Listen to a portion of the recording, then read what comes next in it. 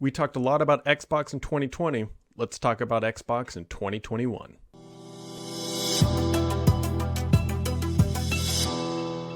As we close the book on 2020, and it has been a year many of us will remember for probably all the wrong reasons, there were absolutely some highlights like consoles being launched. For many people like myself, that was a pretty big deal. And well, here we are at the end of 2020, and we're going to start talking about what is going to be happening in 2021. And in my opinion, there are going to be 5 big themes that we need to be watching for as Xbox watchers, observers, journalists, or anything else you want to call yourself. If you're watching what is happening in the gaming industry, especially on the Xbox side, there are 5 major things that are going to be happening throughout the year that are going to help define the generation, define how well the console is honestly doing throughout the year, and just kind of keeping tabs on, hey, are things going well, or do things need to change? So let's just kind of dive in here. So at some point next year, the honeymoon is going to end. And what do I mean by the honeymoon? Well, the consoles came out. There's launch hype, there's fanfare, there's everybody else is just trying to grab one. There's bots stealing them faster than most of us can grab them off the digital shelves.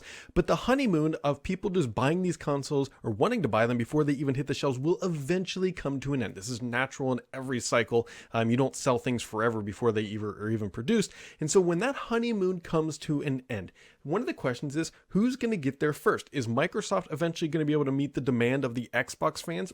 Or will Sony meet the demands of the PlayStation 5 fans? And what I mean there is they are pumping out consoles as fast as they can. They are selling them at an even faster rate. And so at some point, supply and demand will cross, and there'll be more demand than there is, or more supply, I should say, than there is demand, which is generally a good thing. And that's what I call casual availability. Technically, the consoles are generally available, and you can go out and buy one if you could find one.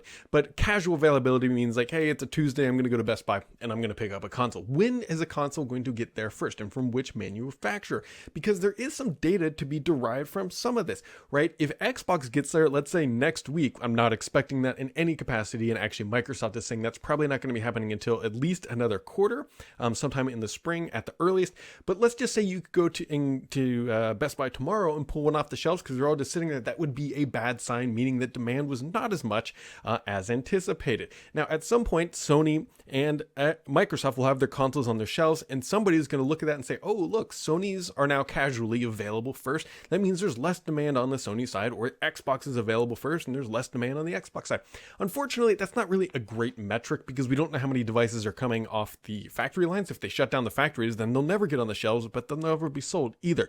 But casual availability date is going to be a big deal because at some point, both these consoles will be generally available, and Microsoft, or casually available, I should say, and Microsoft and Sony are going to have to find new ways to get people who are on the fence to actually go out and buy these consoles. Now, they can do that a number of different ways. This is not their first rodeo, right? They could talk about titles, they could cut prices, they can do a bunch of different things, but we're going to start to see that honeymoon phase end, and like the real marketing is going to have to start to kick in to get people to go out and buy these consoles who might just be on the fence or honestly had not even thought about it. So that is something that we are going to need to watch carefully, is when that supply and demand curve cross, and seeing how these vendors react to their consoles now being out there and being much easier to acquire. Next thing up is the Bethesda acquisition. Yes, for 7.5 billion dineros, dollar dues, or whatever you want to call them, Microsoft will eventually acquire Bethesda. Now, you're probably saying, but they've already bought. No, they haven't. And legally speaking, Microsoft does not own any part of Bethesda. They've entered into an agreement to buy them. Microsoft has said time and time again, sometime in early 2021, or the first half, I think, is technically the guidance, they will close on that acquisition. And at that point, Microsoft will then take ownership of all that IP. Now, we still fully don't know what Microsoft's plans is, mostly because legally they can't make any decisions. Microsoft cannot go into Bethesda and say, hey, do this or do that because we're buying you. That is illegal. Number one reason being is, what happens if like somebody, a regulator came and says, you know what, Microsoft, you can't do that. And then they already went in there and shook up all their plans and then completely screwed the company and it tanks and goes under. So that is absolutely not happened yet. So Microsoft is in the process of acquiring them. And then we're going to have to see what happens when that acquisition eventually does close. Is Microsoft going to talk about exclusivity on the IP? Are they going to claw anything back from the market? I don't think that they will go that route. Microsoft is generally pretty friendly in the market, all things considered, but they're definitely going to keep some of this IP close to the chest for future titles. But there's already things that have been announced by Bethesda, so there's going to be a lot of questions that Microsoft is going to need to answer about the future of Bethesda IP that they can't legally answer right now. They can give vague suggestions, but they cannot go in and definitively say things until they fully own the company. That's just how acquisitions work, especially on this scale. So Bethesda acquisition is a big one. And now the other question is, are they going to be buying any more studios? Well, we don't quite know the answer to that yet, but Phil Spencer has already very clearly said that they're looking more for those casual Minecraft style games and studios that produce them. So it's definitely not something that is off the table. The next thing to be looking for in 2021 are game delays. Now, this isn't a savory topic, but it's obviously played out in 2020. And 2020 has impacted all developers. Just because they weren't shipping a title in 2020 doesn't mean they weren't impacted by the instant remote workforce that was required because of everything that happened. And so obviously there was the big title like Halo Infinite. We all know the story there of it being pushed out a year, and that is just the way that it is. We also know the deal with Cyberpunk. Cyberpunk obviously pushed out the door. They're actually now in a class action lawsuit because they made promises that the game was good, stable, fun, and ready, and then it goes out the door and it's just a complete disaster on most fronts. Not every front. I know there's some people who are happy, but there's definitely some genuine quality issues in the game. Was shoved out and they've sold a whole bunch, and that goes on. But the question is, what about titles like The Medium, which is supposed to be coming in late January? There's a whole bunch of other titles like Everwild, which is supposed to be, I think, a 2022, but they didn't definitively say no to 2021, but the fact that it's more looking like it's going to be more like a 2022. Anyways, I digress. But the question here is, 2020 impacted all of the developers who are shipping games next year too, and years after that. So what sort of impact on Microsoft exclusive launches were impacted this year? That's a question we don't know, and honestly may not ever know, but it definitely did impact development of these games. And the question, the big unknown that we have to figure out is, to what degree? And is this going to completely skew Microsoft's next couple years? We don't know. That is something, again, to be just on the lookout for. The next thing is cloud gaming expansion. Now, we already know that Microsoft is bringing cloud gaming to iOS or xCloud, whatever you want to call it, to iOS and the browser early next year. In the first half of next year, we'll say that just to be safe. It is coming. It is on the horizon. We absolutely know that that is happening. But what's next, right? Microsoft hasn't given us a full roadmap of where they're doing it. There's the real obvious statements like, hey, they're going to bring it to more regions. Microsoft has already started to slowly announce new regions where xCloud will be available, but that's just realistically just starting to scratch at the potential of what xCloud is. Yes, they have done a wonderful job of making it a feature of Game Pass Ultimate, not the product. So it's just an enhancement of your already good gaming experience that you get on Xbox. Now you can just do it remotely. But there's so much more to it than that. Are we going to see xCloud move to existing consoles, right? This is a real easy and natural progression.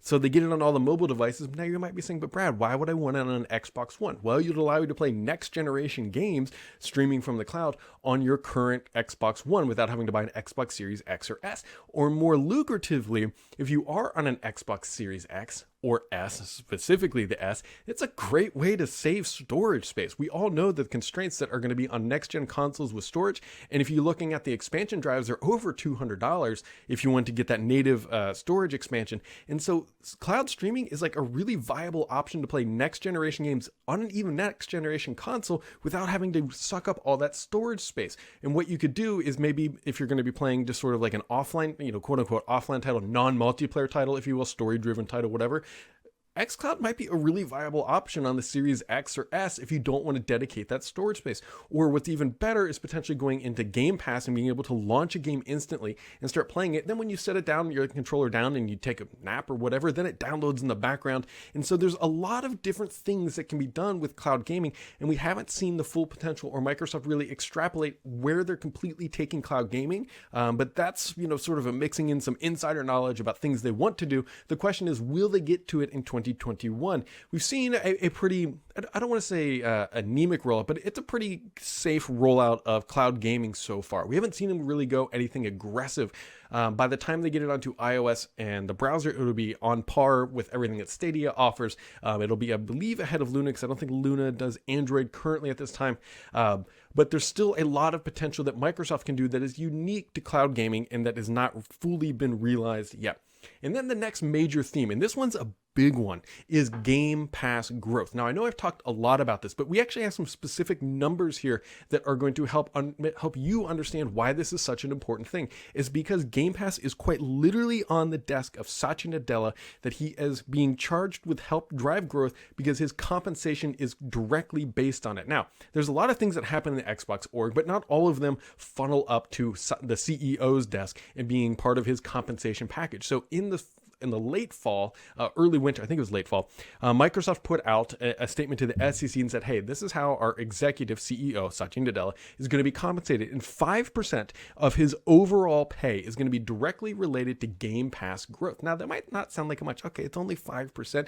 Let me put another number in there. Surface revenue, Surface brand, like the Surface Book 3 right here in front of me, that is only 5% of his overall compensation. So from a Game Pass specifically, not all Xbox, but just Game Pass is on the same level as their PC line.